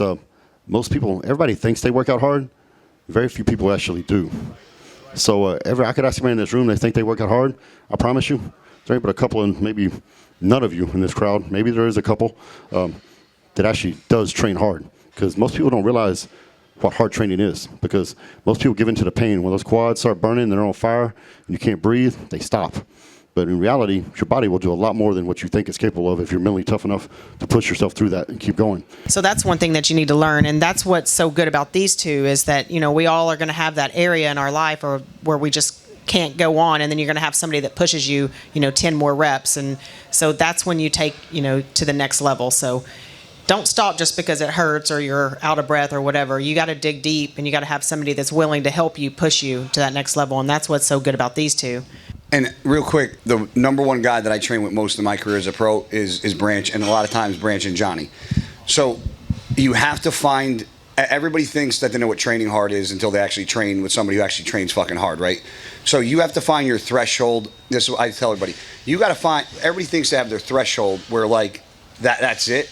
You have to get to that threshold, push above it, and now you have a new threshold. And every time you go into the gym, you should be trying to get above that fucking threshold every single time, because you can push above it every single time you walk into the gym, but you're going to get stopped mentally before you get stopped physically. So find that threshold. The next time you go into the gym, push above it, and now you're like, okay, I pushed above it. Now it's here. Now I went above where I used to be. Now the next time I go into the gym, now I got to get above that threshold again. So it's always about getting above the threshold of pain is to increase and to gain momentum and to build in the gym. So just find that threshold and get above it every single time. I think probably where you're at in your journey and everything, you know, I'm probably a little bit more relatable, is a lot of it has to do with confidence. So, you know, you never see, you know, Branch never went into a set not confident and got 20 reps and hit a PR. You know, he went into that knowing that he could handle it, you know, knowing you can handle the weight through trial and error before.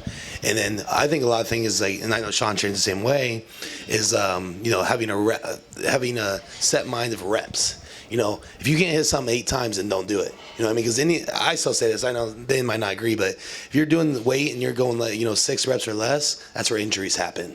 You know, you should be able to control the weight for 8 or more reps. You know, for what business we're in is hypertrophy. You know, so confidence in the weight, knowing that you can handle it, and then going for, you know, 6 to 8 or plus reps in your execution. Any more questions, guys? I've been following Kris for probably about 11, 12 years. And I finally reached out to him probably about back in January, I believe, for one-on-one training. And he's been awesome. I started out at, I think, about 313, and I'm at 250 now. But he's been awesome. The question I have for you, Kris, could you elaborate a little bit more on the importance of biohacking your health? Can you just leave the room, please, Guy? So just like with anything, like I like to obsess over a lot of things. Like when I got into motocross, I was obsessed. When I got into bodybuilding, I was obsessed to be the best that I could. Now, obviously, I've retired from competitive bodybuilding, but my obsession now is increasing my health span, my longevity. I want to improve my brain health, my physical health, absolutely everything. I want to be a better person to be around. So when it comes to biohacking, obviously, as we mentioned before, you got to have the staples intact: your nutrition, your sleep, your hydration, your mental health, managing stress.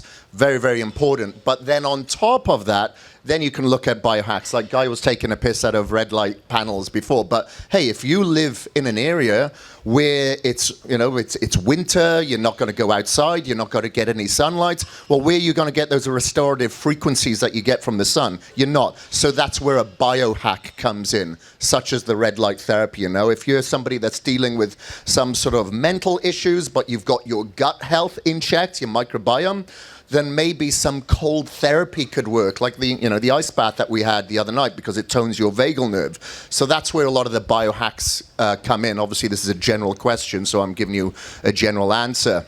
And, in this day and age, I deal with a lot of people, a lot of clients that are staying up until the early hours in the morning, and they're wondering why their cortisol levels are high or their HRV is down.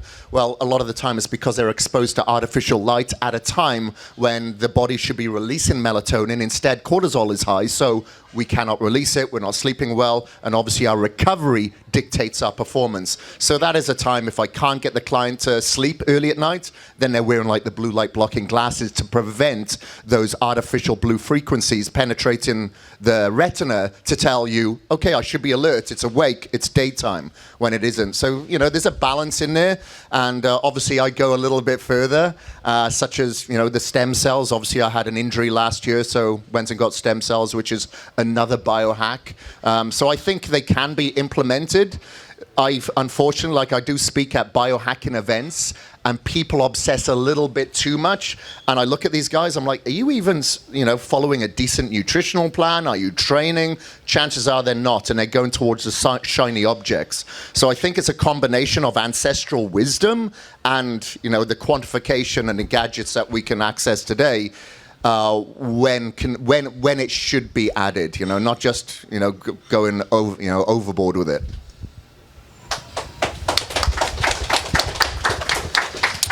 Hi, my question's actually kind of like a follow-up to your question that you asked. I think about the pandemic when that started a couple years ago, and when seemingly like the whole world just came to a stop. Like when you've been training for like years on end, how did you handle when the world just pretty much came to a stop for a little while?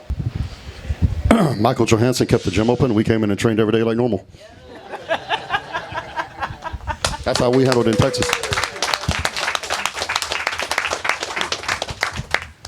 Yeah, this is also another example of why it's so important to stick to the basics, and keep sane, keep grounded, and have a big windscreen that you look out through.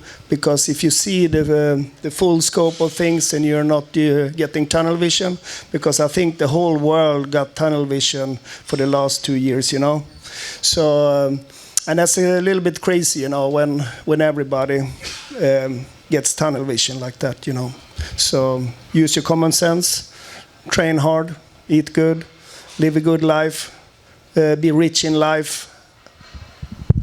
Amen. One thing I'll say just to add to that, so I didn't have access to a gym, all the gyms had closed down, but I had some adjustable dumbbells at home. I was training in there every day, resistance band, body weight, absolutely everything. I documented it. Myself and my wife, we filmed like a 60-day transformation just to encourage people. Look, don't get controlled by the environment. You get to control the environment. So some people decided to sit on their ass and watch Netflix and go to the liquor store because that's one of the only things that's open. But the other people decided, you know what, I'm going to take control instead of being controlled.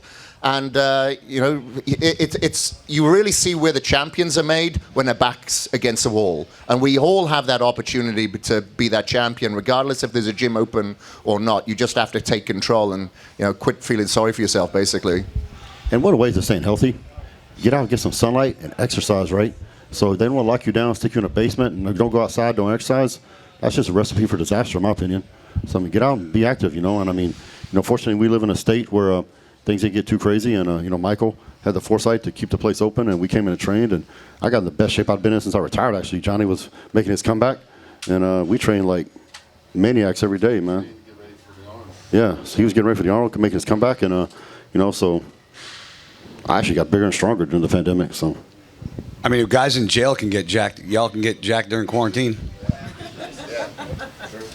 Okay, so my question would be for all of you, because you've done crazy things, whether it's moving across the country, starting Wicked Cuts, you know, competing in an open show, you know, all the different business decisions that you make. What's the self-dialogue when stuff like is scary or hard, or like, you know, What did you say? like what's the conversation you have with yourself in your head when you're facing those things? I got a good one on that one. I knew you did. No, I think it's like, you know, everything that we said today, you know, sticking to the basics and, you know, big windscreen and don't get tunnel vision. But I also noticed that at least my own success has came from reading my own book all the time. You know, like a lot of people, they get a little bit too, someone talking about shiny objects or fads or stuff like that, and you're kind of like 80% of their reading is those fads and shiny objects, magic pills, whatever it might be, or excuses to not go to the gym because it's COVID, or you know, whatever it is, and not get exercise. So by reading your own book, time like every day, and you're reading it in front of others, you will stick the course. When things go tough, then it's especially where those moments becomes important, because then you're going to stick to your plan, and you're going to, you know, make sure that you toughen it out. You're not going to waver from what you decided. So I would say that 80% of the time should be spent reading your own book for yourself and others around you, and telling what's important and what you're out on, what kind of journey are you out on, and what you want to achieve, accomplish, whatever it is. Write it down or speak it out, you know, however it fits you. And then 20% should be new impressions and things that is kind of like the change game. So I think if we're all, you know, anal about that, we will win shows, we'll get success, whether it's life or money or whatever it is, much easier, because we are our own limitation when we're not reading our own book enough. And we get distracted. Okay, and I will add to that. For me personally, it's always a self-reminder every day in your life that life is full of so many opportunities. There are opportunities for all of us daily in our life. So that's one. And two, mostly for me, it's always remembering the things that I have been through in my past life. And it's been some of the hardest things that I have been through, and a lot of people would maybe agree that they've never been through.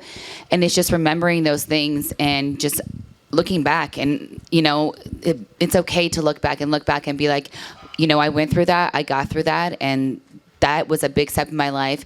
And now whatever I'm onto in my life, I can overcome that as well. And it's just redirecting that in your mind all the time. And just, you know, we live in a world of there's so much judgment, and I think the most important thing is seeing value in yourself every day. And what you gotta do simply is look at yourself in the damn mirror sometimes and just be like, I'm a great person, I've done great things, and I'm gonna continue doing these great things.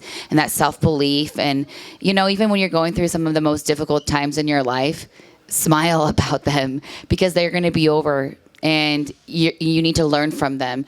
So for me, it's just, you know, being able to take in the past. A lot of people don't want to speak on their past. And I think that was a lot of my life until I grew up and I started becoming my own person. But now that I can openly speak about my past, I've become a stronger person. And I know that I've overcame all of it now, that I can share it with so many other people and not feel ashamed or not feel belittled by the things that, you know, from where I came from and what led me to come to America and the things that we had to go through and my family had to go through to become who I am today. So it's really just being able to relive your past and know that you're worthy as a human being. and just keep replaying that in your head over and over again. And you just grow so much more spiritually, emotionally, mentally, physically, and all of those things. So that's all I got. Thank you guys so much for coming out. Appreciate it. And one of the things I want to say is just set goals and meet those goals. So remember, every small victory, all those small victories at the end of the day end up to one big victory. So, just make sure that you have goals, short term, long, medium, and long, and then that you're just meeting every one of those goals until you get to the end. And follow that with everything. So I got a question for Shaun here. So Shaun, depending on which division you do, 212 or open, what's your prediction how it's going to turn out? Win either way? All right, you guys heard it first here at Destination Dallas. My man is predicting a victory. Either class, either open division, he said he's going to whoop Big Rami's ass and everybody else, or he's going to win the 212 championship again for the second time. All right, you heard it first here, guys.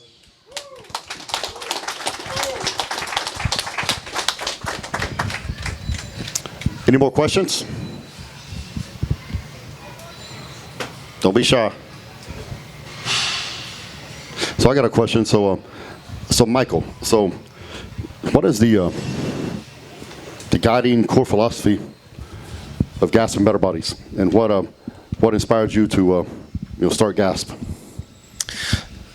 No, yeah, I think it's a deep desire to create a family and a movement together with you guys, all of us, everybody that's here, everybody that's listening in, and create a community that where we can be like-minded and diverse, be like judgment-free. Totally judgment-free is the goal and ambition, and it's very hard. But if we are all doing our best, that means a lot to me, and it means so much to do this together with you guys. And I think Gasp and Better Bodies is the only two excuses I have to make that journey together with you guys. So for me, it's like us traveling on this path, creating epic memories together, all of us, and Gasp and Better Bodies is a little bit like the platform that carries us, a little bit like a vehicle. And I want to be driving the bus together with you guys. I don't want to be driving the bus by myself. I feel it's more fun when we drive the bus together through life. And of course, there is hardship and tough moments, and there is drama, and there is stuff happening, and there's the blowout on the tire or whatnot in the middle of the desert. But if you have a thick culture, you get through those things together. Maybe someone joins the team and he is really not going in the right direction. But the beauty is when we can all get together and we are, after a while we are traveling in the same direction again, and it becomes a little bit like a sweet victory that we can share this journey together. So that's what Gasp and Better Bodies and you guys, you put purpose in my life, and your passion and your purpose for whatever you are doing, that is fueling this journey, and that gives me passion, purpose to put back into it. I like when people take place by the table and make their voice heard, and I don't like to have someone on the bus that don't understand that there is a table to take place at, and you should use it. Yeah, that's. Thank you. Well said. I'm just going to say something quick, real, since he was touching on the Gasp and Better Bodies. So I've been a pro since 2008, and I brought this up to Mike at the dinner the other night. You're getting old. I know, shit, 40. But have you seen how many times he goes to the restroom, old boy? I'm sweating my ass off, that's why. I've been with supplement companies, magazine contracts. I think Branch, Johnny, Shaun, a lot of the people here can say the same thing. You guys are here asking us a lot of questions and praising us and, asking us what we do. But I don't think you guys realize that none of us would be sitting here if it wasn't for this guy right here. So all this that we're doing, all the questions that you guys are asking, all the clothes that you guys are all wearing in here, the gym you guys are at, the traveling we do, the content we do, that wouldn't be possible without this guy sitting right here. This guy, out of every company I've been with, he cares more about not just the athletes, but the community and the people that wear his clothes and the family that he created and the community-based. Michael didn't build a clothing brand. He built a community around a clothing brand. And I don't think a lot of people realize that. So none of this would be happening if we've had meetings, we've had failures with clothes, things have come out, didn't go the right way. Michael's made decisions. Me and Michael have had arguments. All of us have.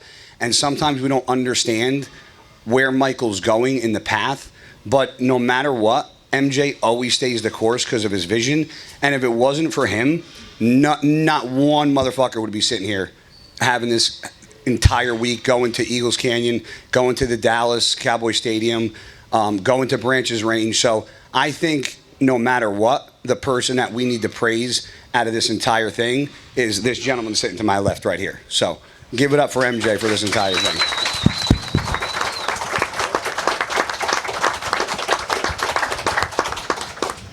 Well said. So I've got a question for Trish. So tell everybody how it was for you and your husband getting ready for the same competitions at the same time for like 12 years. Very easy. No, a lot of people probably don't know a lot about what I've done, but I was his personal chef his whole pro career pretty much, and so what he would eat and guys too, and Kris. I don't know if I've ever cooked for Johnny, but yeah. So I would always put Branch before me. I knew, when he'd get up in the morning and did his cardio, if he didn't have his meal sitting there when he got off, he was going to hit low blood sugar. So I knew Branch's body better than he knew his own body, and I always had fresh meals for him because when it was a fresh meal, I knew he would eat it all, and consequently, the more food you eat, the better you're going to look. So I did that we prepped for Olympias and Arnold's together, and what he would eat in one meal would probably be what I would eat in a week. So it was a lot easier for me. I was very, like I said, I did fitness, and so I had to be really small to be able to perform. So, he was first and foremost. Even though the fitness category is a lot harder than getting out and posing, but I always put him first, and it wasn't always easy. I will say that it wasn't easy, but we made it work, and I understood how he felt, and he understood how I felt, and I think that's very important, is to get into a relationship. If you haven't competed, and one person is, you have to understand your body is going through some crazy changes. Your hormones are going through some crazy things. It is an extreme sport. And so you have to understand with that extreme sport, you're going to have extreme mood swings as well. And so I was able to understand that with him because I did it myself. And so I think that was one of the things, at least I knew how he was going to feel. So was it easy? No, but we made it work, and, we're still here today. And like I said, we've always had, we've been very grounded. We've stepped outside of the industry when we didn't need to be, caught up in everything, because you can get too caught up in it. But, we're here, and it's been 17, 18 years that we've been married. So I asked her out for 6 years before she said yes. I said, if you just kiss me once, you'll throw rocks at those other guys. She kissed me and married me 3 months later. I was right. So, thank you. Johnny, man, so next question. What's next for you in the future? Man, I don't know. We're sitting back kind of watching. I, finally got tired of walking around with dad bod, so I decided to get myself in gear. And you ain't never had no dad bod. Come on. Trust me. But I had fun because I have 3 kids, and it's all about them more than it is me. Trust me, I love my kids, and totally enjoy, life with them every day. Yeah, but now, like I said, I just thought, to get myself back into better shape. And, you know, people ask, do I miss competing? And it's like, absolutely every day. If someone say they don't, who've competed, they're definitely lying, because we put everything into it.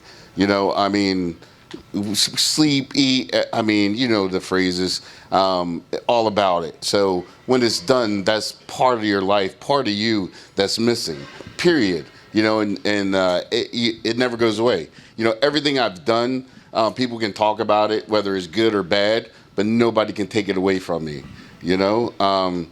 So, yeah, like I said, I miss it every day. So, like I said, as I get in better shape, and there's little rumors around about, you know, the Master, Mr. Olympia coming back, or Mr. Master, whatever.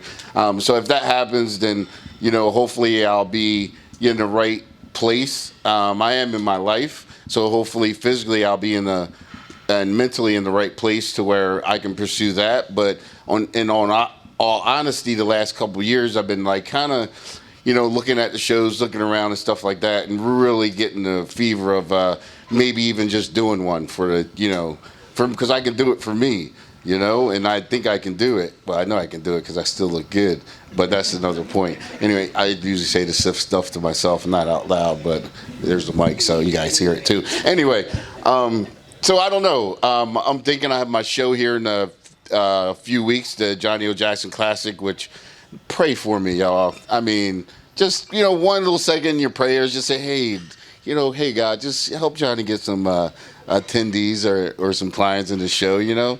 So, because it's been not a really great year for all of us promoters. The show numbers been down, and it's not looking good right now, but I know it'll happen for sure.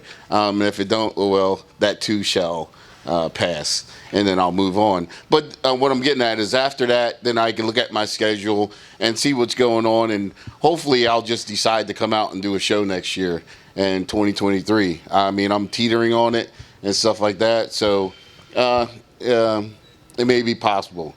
So who knows?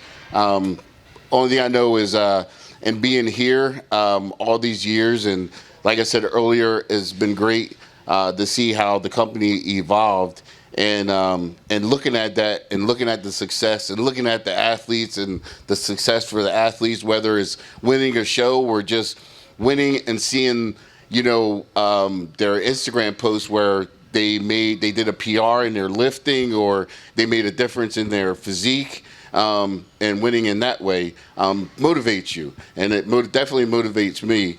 And so looking at that and being around all the success, it's hard not to want to jump out there and contribute as well to the success within the company. So who knows? We're looking at it, and to be continued. Awesome. Thank you. So Kris, I know you're getting ready to go overseas. I think you're going to India and do some training and visit your gym. So besides that, what else is going on? Well, I just got back into training now because, like, I've had, and you'll know this, Michael knows this, I've had a very frustrating year and a half. You know, after I tore my tricep, 68% off the bone, snowboarding, like I gave you a call pretty much straight after, because I knew that was going to put me in a weird mental space. I was definitely, like, I've had a lot of injuries over the years, outside of the gym mostly. And that was definitely the most complicated injury that I'd ever had. Just the recovery just been horrendous. So I went and had stem cells now about 5 months ago. So I hadn't been training, completely time off. But now I can really feel the stem cells have worked, thankfully, because after about 3 months, I'm like, shit, did I just waste my time and whatnot? But it's starting to get back into it now. I'm really, really enjoying my training. I've literally put on 19 pounds in 4 weeks. Just, you were talking about food before. Just eating a lot of food that I hadn't eaten that way since I was a competitor, So I'm going to do a couple of video trainers. I've done video trainers in the past for bodybuilding.com and for my own brand. And I'm going to do 2 video trainers next year. One will be following me getting ready for guest posing at one of Brad and Elaine's show. So, that's why I'm just focusing on packing on size now up until then. And then we'll do another video trainer after that on not just from a physical aspect, but from a mental aspect. A lot of people compete. I was one of those people that would kind of cross into abyss after that, into depression, because I'm like, okay, I was so focused, so disciplined, all numbers, be in bed at this time, eat at this time, and then it kind of went, and I just kind of spiral out of control. So it's going to show people how to kind of reverse diet out of a show as well. So that's going to be that is just mainly my focus now. Obviously, I'm going to go to India. I'm going to be training a Bollywood client over there, but that'll be okay. I'll be able to stick to my plan. And I've got myself a coach now as well, because I'm always coaching someone, and sometimes I don't want to even think about that. I just want to just relax and have some form of accountability, and probably without that accountability I wouldn't be eating the amount of food that I'm eating right now. Well, good luck. Thank you, sir. I'll need it. We'll follow the journey. Yeah. Well, Shaun, we know what you're doing, bro. You're on the way to road to the Olympia. You're going to kick some ass. Go ahead. What else is going on? So got some great news. My girlfriend and I are expecting our first child in December. So we have our little baby girl coming. So I've got my shotguns ready. Just call me. Yeah. And about all your other mini talents. Yeah. Oh yeah. Here we go. Yeah, we had a great week here. Shooting some guns, a little bit of horse riding the other day, and it's been a great week. Like Guy had mentioned, none of this has been possible without MJ. Luckily for me, Guy introduced us together in 2018, and we talked. Came down, signed my contract, and the rest is history, man. It's been one of the most amazing experiences ever. And like everyone's mentioned, this is not a company. This is not a sponsorship. This is far from that. This is family. This is truly my second home away from home. I can call MJ any time of the day, Branch, whoever. It's very rare in this industry to find a company like that. And I'm very grateful for these guys to have me on board. Yes, we're glad to have you. And I also want to say that you're one of the good examples when it comes to actually infusing yourself in a winning concept. Something that you want to be a part of, just like winning Olympia or whatever it is. Like you were infusing yourself in what we were doing. And by doing so, it was easy to bring you along. And you also brought us along on your journey. And that's a little bit like a message to everybody else who's listening, that the door is open. You just need to step in and infuse yourself in the context. Take a seat by the table and use your voice. There is no handouts. And you're not going to get very far in life if you're if you're not infusing yourself in different contexts. Okay, bodybuilding wise, just getting into the thick of things. My prime is here ahead, so I can just continue to be a student of the game. This is why I love these weekends too, is come up here, able to train with Shaun, train with other athletes, continuing to prime our craft, as you could say, and just grow into what I know we can be ahead. It's just continued time, continued consistency. Outside of that, we have some excitement in regard. Not a kid. We're not as excited as Shaun. We just made a move down to Florida. Have home ownership, so we are deep into that right now with fixing your AC unit and spending a lot of money on that. But no, it's going good. We're in a time in our life that next couple of years we will be looking at children, so that's exciting to kind of plan out and look ahead towards. But right now it's just still about branding ourselves, branding myself, and sticking to the guns and getting the work done now to set us up for the future. So in other words, your wife has high expectations for you. Yep. No, but like you said, that's what we're doing right now, and it's really been a pleasure for me to be on the other side of being able to support Brett and also enjoy the travels. He's been doing lots of guest posing. We've been doing a lot of workshops and a lot of NPC workshops. So it's been really fun to do that together with him and just to see him really become successful and doing everything that I can to make sure that our marriage is always healthy and thriving, so that there's no setbacks and it's every day is just forward. And Brett is a very dedicated person, and he barely ate cake at our wedding night. So that's Brett for you. So it's also been really good for me because it's given me even more accountability, because I definitely have a different balance in life than he does. So it's been really great for us to come together and just kind of bounce off of each other and, be able to, keep continuing living our lives together in very different ways as well at times. So, yeah, we're just enjoying the Florida heat. You guys are always welcome to come down and enjoy it with us. Well, thank you very much. So, guys, I'm somebody for more time. Anybody have any questions they want to ask before we call it a day? Going once, going twice.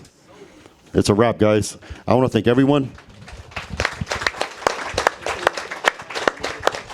I want to thank everyone for coming and showing up. Like I say, when I go to competitions, or it's a Mr. Olympia competition, the Arnold, or a local MPC show, without you guys supporting, then bodybuilding doesn't exist. The shows, the gyms, all these things. So thank you, and special thanks to Michael for making this whole week happen. Celebrating the 40th anniversary of Better Bodies.